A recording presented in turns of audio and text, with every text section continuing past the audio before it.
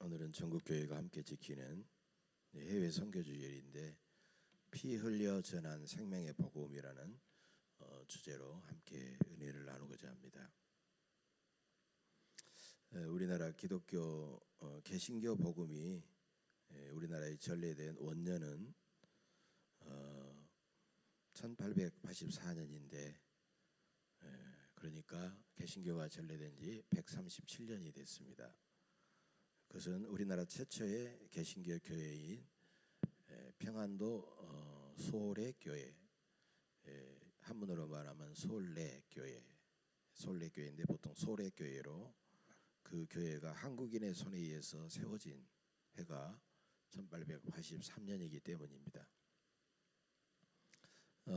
그로부터 2년이 지난 1885년 4월 부활주일에 첫 번째 선교사 언더우드 장로교 선교사죠. 그 다음에 아펜셀러 감리교 선교사입니다. 두 사람이 제물포항, 즉 오늘의 인천하는 걸 통해서 한국에 들어오게 되었습니다. 그런데 그보다도 오히려 19년 전 1866년 9월 5일에 토마스 선교사라는 분이 미국의 상선, 그러니까 군함이 아니라 장사하는 배죠. 무역하는 배 상선인 제네럴 셔먼호를 타고 평양 대동강으로 들어오게 됩니다. 그 당시 우리나라는 쇄국 정책을 써서 다른 나라가 일절 들어오는 것을 막고 전혀 무역도 하지 않으려고 하고 대원군의 쇄국 정책이 아주 강력하게 있었기 때문에 제네럴 셔먼호는 대동강으로 돌아가지고 우리나라와 통상 조약을 맺자 하고 이제 강요하기 시작합니다. 그러자 한양의 지시를 받은 평양감사 박규수가 그 요구를 단호하게 거부합니다. 너희들은 절대 배에서 내릴 수 없다. 돌아가라 하고 그렇게 요구합니다. 그러자 제네럴 셔먼호에서는 대포를 쏘면서 도발을 하기 시작했습니다. 평양 군사들은 제네럴 셔먼호를 막기 위해서 장작을 가득 실은 목선에다가 불을 붙여가지고 그 제네럴 셔먼호로 보내기를 시작합니다. 그래서 이제 한두 대는 막았지만 몇 대 계속해서 배가 오니까 결국은 제네럴 셔먼호에 이제 불이 붙게 돼요. 불이 붙어 있어서 이제 제네럴 셔먼호가 불길에 휩싸이게 되니까 거기 배 탄 많은 미국인들이 불에 타서 죽게 됩니다. 그 다음에 대동강면으로 뛰어내린 사람들은 대동강 백사장으로 헤엄쳐 나오면 당시 조선 군사들에 의해서 모두 다 죽임을 당하게 되었습니다. 바로 이 사건이 유명한 제네럴 셔먼호 사건입니다. 이 사건이 원인이 돼가지고 그로부터 5년 뒤인 1871년에 우리나라와 미국과의 최초의 전쟁인 신미양요가 일어나게 되었습니다. 그런데 그 당시 처음에 배가 돌아왔을 당시 제네럴 셔먼호 안에는 이 사람들 상선이나 장사하는 사람들이나 군인들만 타고 있었던 게 아니라 토마스 선교사가 그 배에 타고 있었다는 것입니다.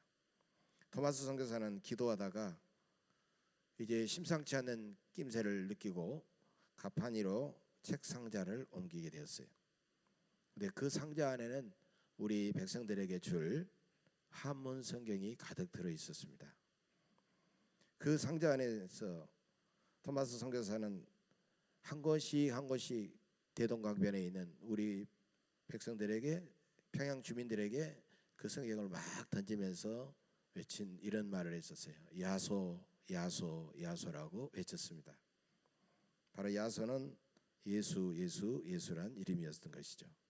그러니까 성경만 던진 게 아니라 예수 믿고 구원 받으시오, 예수 믿고 천국 갑시다, 그런 복음을 전하는 내용이었어요. 토마스 선교사는 배에 붙은 불길이 이제는 점점 자기 몸에도 옮겨 붙게 되자 성경을 가슴에 한 권을 품고 대동강 물로 뛰어내리게 했어요. 그리고 강가에 끌려 나온 토마스 선교사는 대동강 백사장에 무릎을 꿇고 온화한 미소를 지으면서 그들에게 이렇게 기도를 하고 자기 품에서 성경을 꺼내 가지고 바로 자기 앞에 있는 평양성의 군사에게 그 성경책을 건네줬습니다. 나중에 밝혀진 바는 그 병사가 바로 박충건이라는 사람이었어요. 박충건은 그 성경책을 받고 그 다음에 칼을 빼가지고 그 토마스 선교사의 가슴을 찔렀습니다. 결국 토마스 선교사는 27살의 젊은 나이에 자기 생일을 이틀 앞둔 1866년 9월 5일 평양 대동강 모래밭에서 짧은 인생을 마감하고 말았습니다. 여러분, 이것은 상상이 아니라 그 당시 수많은 평양 주민들이 목격했던 이야기를 이제 그 과정을 이렇게 기록한 목격담입니다. 어떤 학자는 토마스 선교사는 언더우드나 아펜셀러 선교사의 반열에 끼울 수 없는 우리 한국 땅에 들어오다가 실패한, 그래서 순교한 선교사다 그렇게 말해요. 또 어떤 학자는 토마스는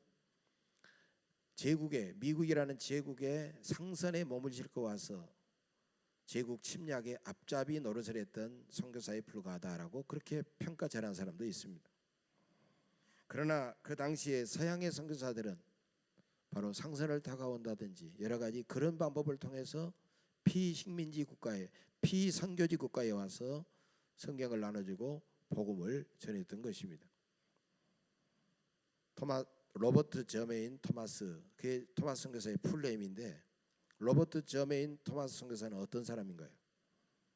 토마스는 1839년 영국 웨일즈 지방에서 로이드 토마스 목사의 둘째 아들로 태어났습니다. 이 사람은 14살에 이미 옥스퍼드, 그 명문 옥스퍼드 대학의 최우수 장학생으로 선출되는 놀라운 탁월한 천재였어요. 그래서 너무 나이가 어리기 때문에 당분간 입학을 보류한다. 이제 나이가 차면 와라 해가지고 입학을 보류한 천재였다는 것입니다.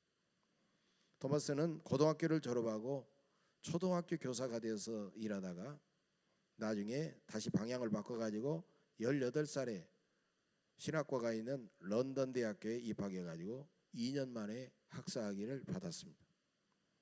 그는 신학교를 다니면서 주일학교 교사로 학생 200여 명을 가르쳤고 21세가 되자, 졸업을 앞둔 21세가 되자 어느 교회 담임 목회자가 되어서 청빙을 받은 명설교자였다는 것입니다. 토마스는 언어 능력이 뛰어나서 영어, 웨일즈어, 프랑스어, 독일어, 포르투갈어, 스페인어, 이탈리아어, 러시아어, 공식적으로 8개 언어에다가 라틴어, 히브리어, 헬라어까지 능통했고, 나중에는 중국 선교사로 부름을 받았을 때 그는 거의 한 1년여 만에 중국어와 그리고 조선 선교의 비전을 품고 조선어를 1년 동안에 거의 자유롭게 대화할 수 있을 만큼 능통한 그런 천재 중에 천재였다는 것입니다. 그는 신학교를 졸업하고 런던 선교의 회원이 되자 중국 선교사로 임명을 받게 됩니다. 그리고 홀몸으로 갈 수 없기 때문에 캐로라인 고드페리라는 여자와 결혼하게 돼요. 그리고 아버지가 심우하던 하노버 교회에서 목사 안수를 받게 되었습니다. 그 부부는 그저 며칠 동안 다녀올 수도 있지만 신혼여행까지 포기합니다. 신혼여행까지 포기하고 결혼하고 2달 만에 그 어려운 중국으로 선교사가 되어 오게 됩니다. 중국에서 임신한 아내는 그 어려운 환경에서 큰 고통을 계속 겪게 됩니다. 그리고 토마스가 어떻게 하면 아이를 조금 더 좋은 환경에서 낳을까 하고 더 좋은 곳을 잠깐 알아보려고 출타한 사이에 전혀 조상계가 없었음에도 불구하고 아내는 아기를 일찍 조산하게 됩니다. 그리고 토마스가 오기 전에 숨을 거두게 됩니다. 그러니까 아이를 낳다가 이 아내가 죽게 되는 거예요. 여러분, 신혼의 단꿈에 젖어 있을 결혼 10개월 만에 아이를 낳다가 아내를 잃어버린 이 토마스 선교사는 그 고통과 슬픔이 얼마나 컸겠습니까? 토마스 선교사는 그 아픔과 슬픔과 충격으로 런던 선교사에 사표를 내고 이제는 선교사 일보다는 청나라 세관의 통역관으로 일을 하게 되었어요. 그 후에 토마스는 우리나라 천주교인을 만나게 됩니다. 우리나라 천주교인. 그러면서 이 조선의 상황이 얼마나 열악하고 힘들다는 사실을 알게 돼요. 그래서 우리나라의 선교의 비전을 품게 되었고, 순교하기 1년 전부터 끊임없이 한국어, 우리나라 말을 배우면서 가끔씩 우리나라 황해도의 상륙에서 조선 사람들에게 한문 성경을 나눠주면서 전도지를 나눠주면서 예수 믿으라고 전도를 하게 되었습니다. 그렇게 해서 토마스 선교사는 마침내 미국 상선 제네럴 셔머너를 만나게 돼요. 한국에 가가 미국 상선 제네럴 셔머너로 내가 조선에 들어가겠으니 나 좀 태워달라고 해가지고 허락 받아가지고 그 상선을 타고 우리나라로 대동강을 거슬러 제네럴 셔머너를 타고 오게 되었고, 우리나라에 오자마자 한문 성경을 우리나라 사람들에게 나눠주고 그렇게 순교하고 말았던 것입니다. 여러분, 토마스 선교사의 그런 순교를 보면서 누가 그 행동이 무모하고 어리석다라고 말할 수가 있겠습니까? 토마스 선교사는 우리 백성들의 영혼을 뜨겁게 사랑하다가 그런 세상을 떠난 것입니다. 13개국에 능통한 정말 찾아보기 힘든 천재 중에 천재요. 앞길이 창창한 불과 27살의 젊은 토마스 선교사는 우리를 너무 사랑했어. 우리에게 생명의 복음을 전하다가 그분이 사랑한 우리나라 군사위에서, 우리 땅에서 그런 피 흘려 순교를 했던 것입니다.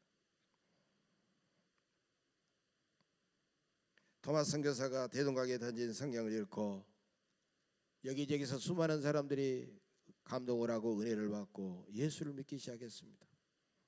그분이 전해진 성경은 단순한 종이책이 아니었어요. 살아계신 사랑의 하나님의 놀라운 말씀이었던 것입니다. 그분의 순교의 피로 적셔진 그 성경은 하나님의 놀라운 능력이었어요. 수많은 영혼들이 읽으면서 은혜를 받고 죄와 죽음에서 그들은 거듭나고 살아나게 했던 것이에요. 그분이 순교할 때 그분의 가슴을 가장 먼저 찔렀던 조선의 군사 박충건은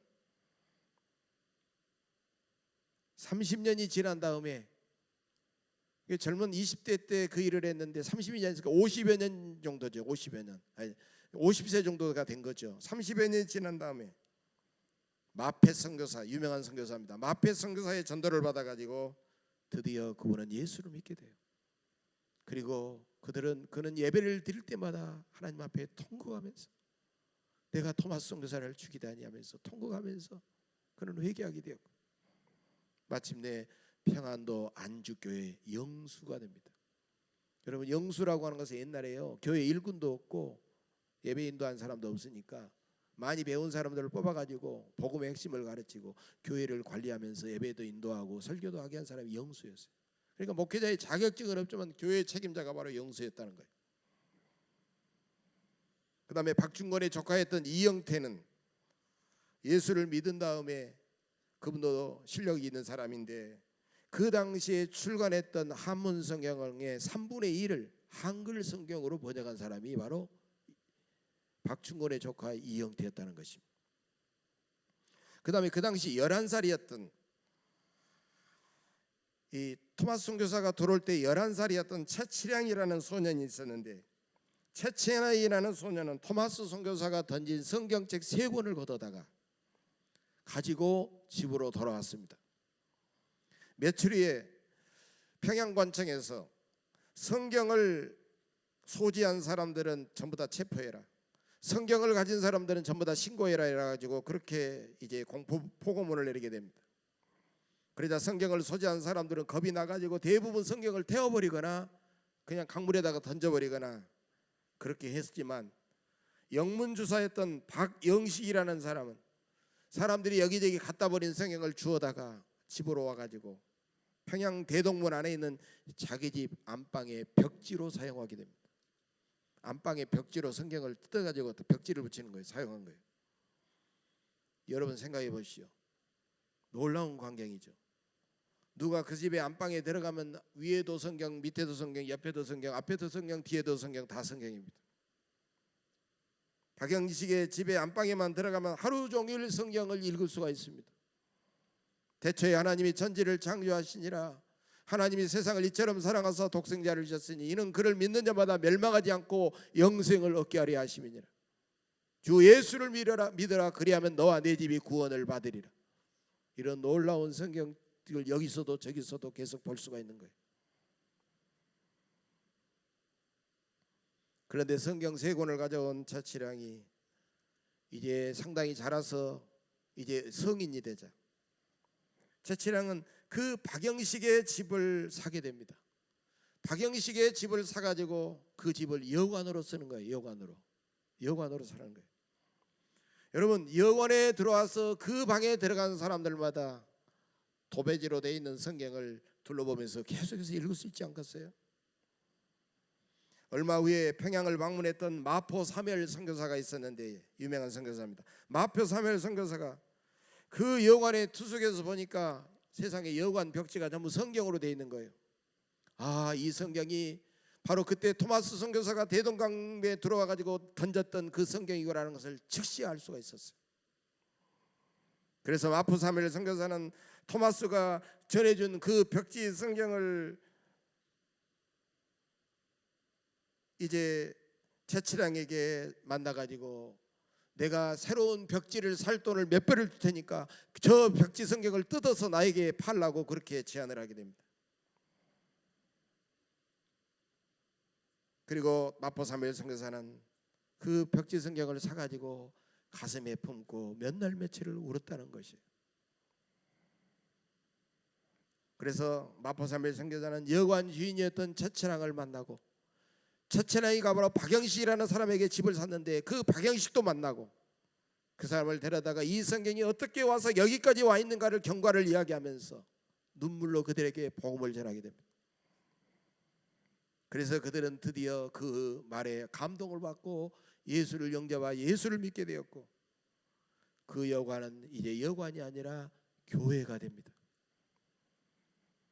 바로 그 교회가 평양의 유명한 널다리골 교회입니다. 널다리골 교회. 그리고 1907년 민족의 대기독교 부흥운동의 불씨가 되었던 바로 그 장대현 교회입니다. 장대현 교회. 여러분 아마 들어가 보셨을 거예요.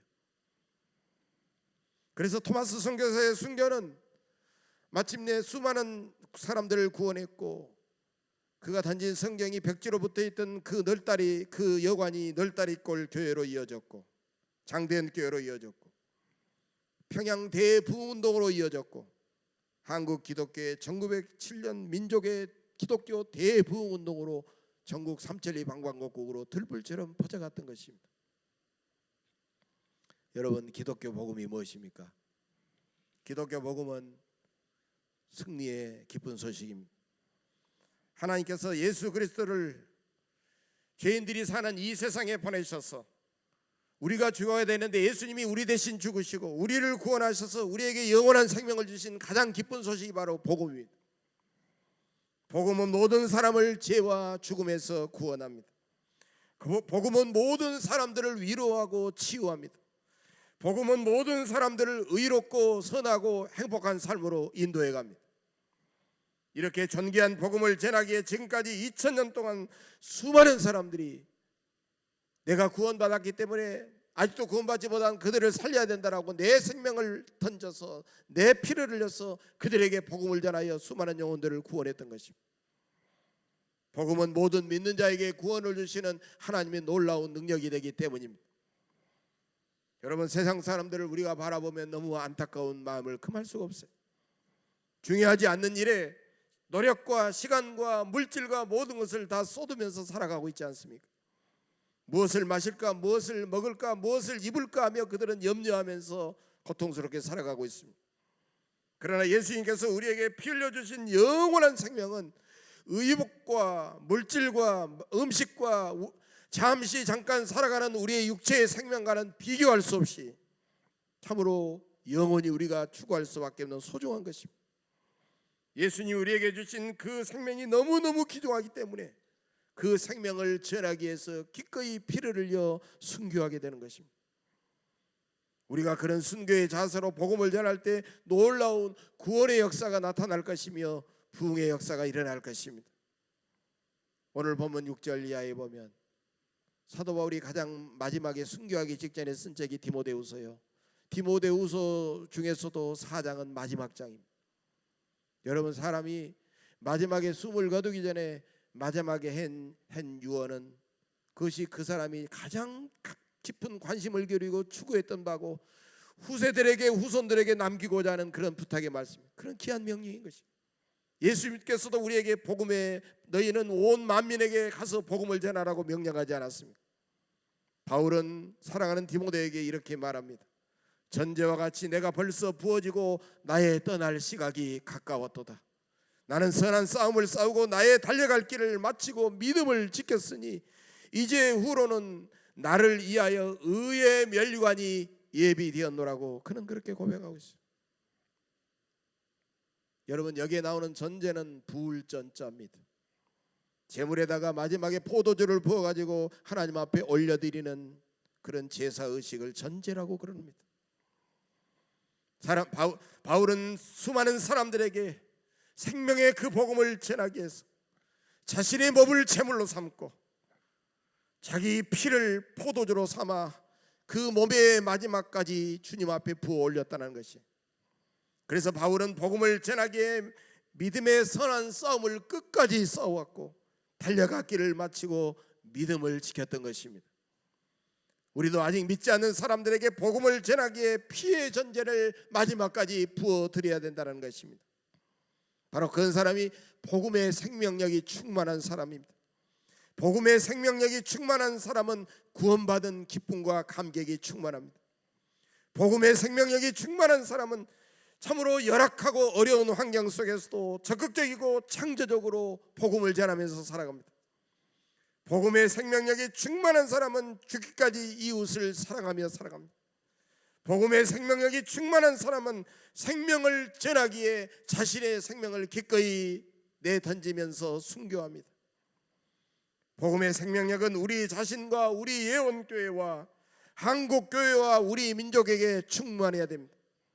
내가 복음의 생명력이 충만하면 반드시 우리 예원교회는, 내가 이 예원교회 지체이기 때문에 예원교회 전체에 복음의 생명력이 충만해질 것입니다.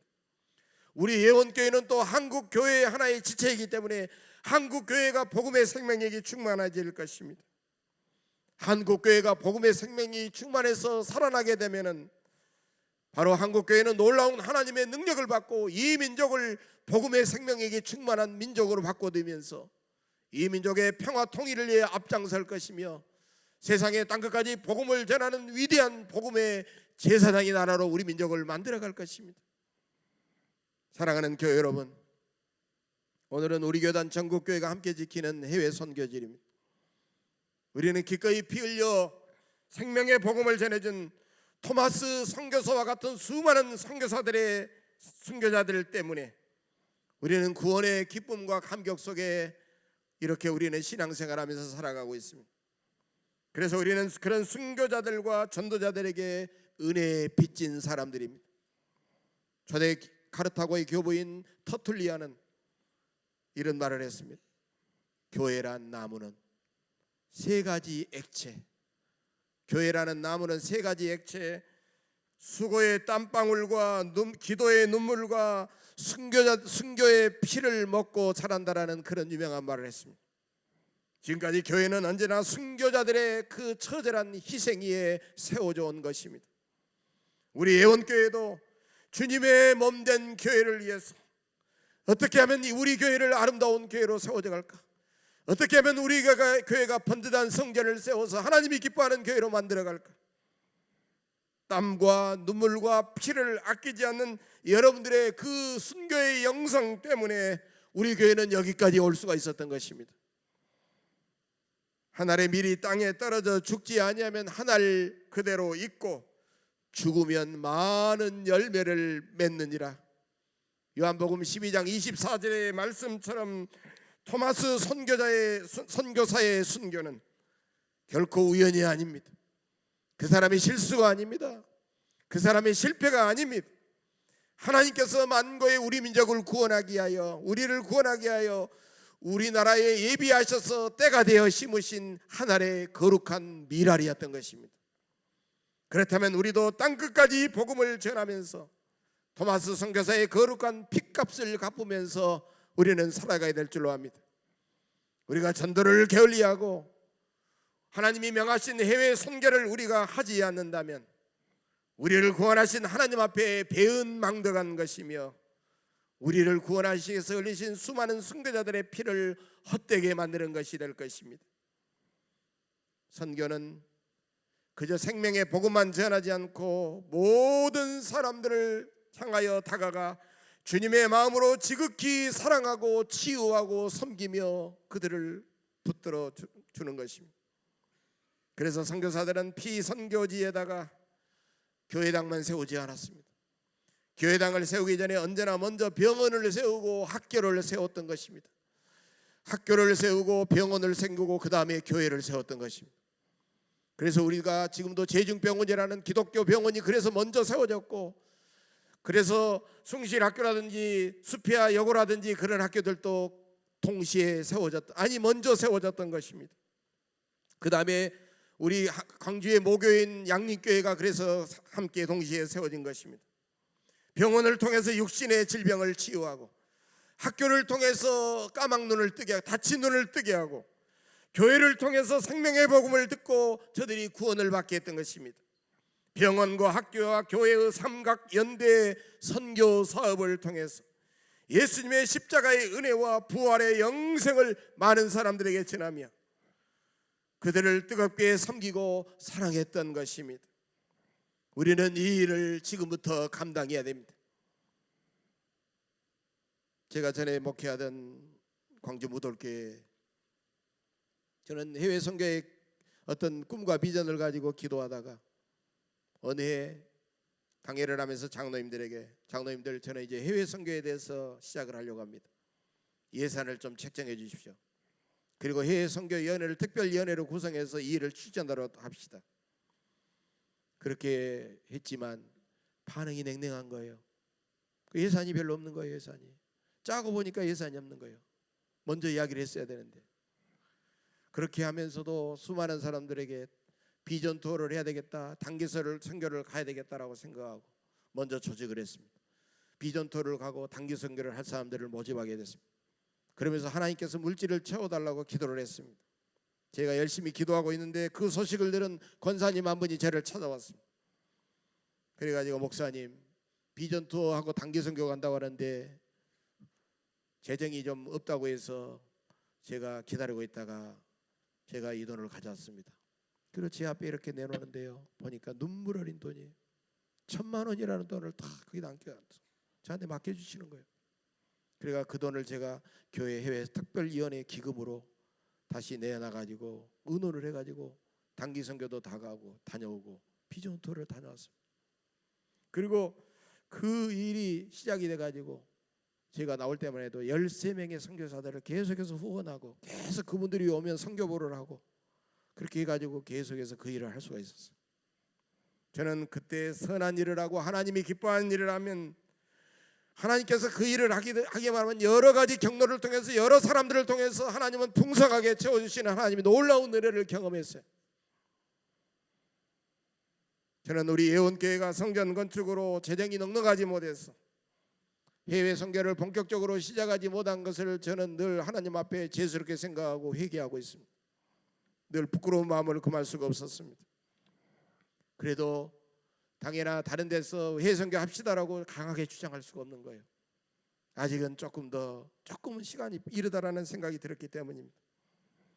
오늘 선포하는 이 해외 선교 수일 설교도 그런 마음으로 제가 준비하고 있었어요.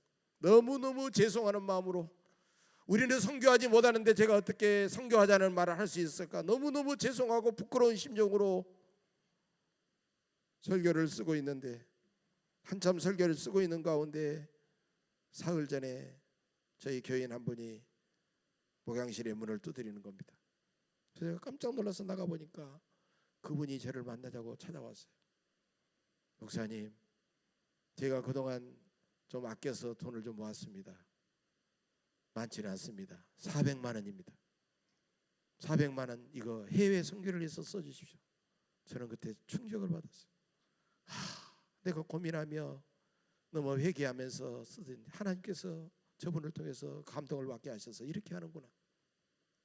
그렇게 생활이 넉넉하는 분이 아닌데 이 돈을 모으려고 몇 달 동안, 아니 몇 달이 아닌 것 같아요, 몇 년을 모았겠다라는 생각이 드는 거예요. 너무너무 감사해서 함께 손을 잡고 제가 뜨겁게 기도를 했습니다. 다시 한번 그분에게 감사를 드리고 하나님의 크고 놀라운 복이 그분과 그분의 후손들에게 가득 차고 넘치시기를 간절히 저는 축복합니다. 저는 그분이 돌아가신 다음에 그 돈을 붙들고 제국에서 기도하는데 하나님께서 그분을 통해서 해외 선교를 할 수 있는 종잣돈을 주셨구나. 무돌교에서 해외 선교를 시작할 때 그 권사님을 통해서 1,000만 원을 하나님이 보내주시더니 이분을 통해서 우리 교회가 해외 선교를 할 수 있는 종잣돈을 주시고 마중물을 우리에게 주셨구나. 그걸 깨닫게 된 거예요. 그러면서 계속해서 기도하는 가운데 지금 당장 시작해라. 너희가 교회이지 않아 지금 당장 시작해라. 시작은 미약하지만 나중에는 풍성하고 창대하게 너의 교회에 채워주리라. 하나님의 분명한 약속과 격려의 말씀을 저는 들었습니다. 이제부터 예언교회도 해외 선교를 우리가 믿음과 열정으로 시작하면 하나님은 반드시 풍성하게 채워주시고 해외 선교를 통하여 우리 교회에 놀라운 역사를 이루실 줄로 믿습니다. 우리가 복음의 놀라운 생명력으로 열심히 전도하면 우리 교회는 얼마든지 부흥하고 성장할 수가 있습니다. 우리는 선교할 일꾼이 부족하고 선교할 물질이 없어서 땅끝까지 복음을 전하지 못하는 것은 아닙니다. 단지 우리에게 기도가 부족하고 복음의 생명력이 부족하고 영혼 사랑의 열정이 부족하고 우리는 자꾸 우리 주변만 살피고 게으르고 핑계대기 때문입니다. 이제 당장 시작하십시다. 여러분, 시작이 절반이라고 했습니다. 우리가 시작이 절반이니까 믿음으로 시작하면 하나님께서 나머지 절반은 더 풍성하게 채워주실 줄로 믿습니다. 여러분, 선교에 영원한 구호가 있습니다. 땅끝까지 가라. 그렇지 않으면 보내라.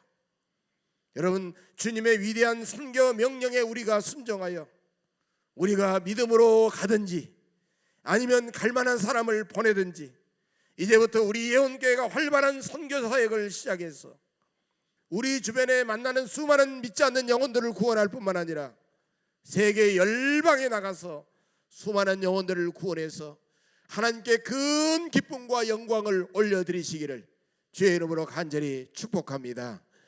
기도하겠습니다. 성령의 권능으로 땅 끝까지 복음을 전하라고 명령하신 거룩하신 아버지 하나님, 그 소중한 사명을 외면했던 저희들을 용서하옵소서.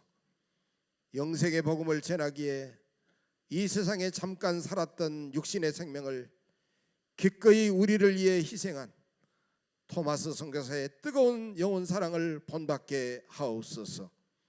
우리 예언교회 성도들 각자의 영혼의 복음의 생명력이 충만하게 하시고 주님께 받은 은혜에 감사하며 열정을 다하여 이 선교의 사명을 잘 감당하게 하옵소서.